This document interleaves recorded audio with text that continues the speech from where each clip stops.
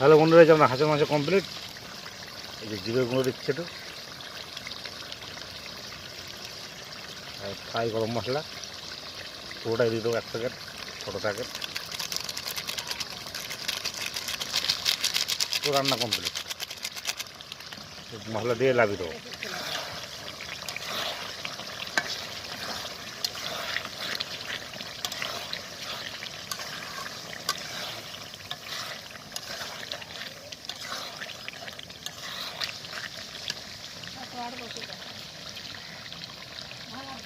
রান্না হয়ে গেছে, মশলা দিয়ে লাভিয়ে দেবো এবার।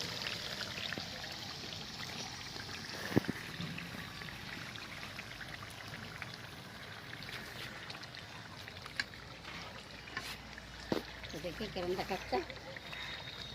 লাভিয়ে দিচ্ছি।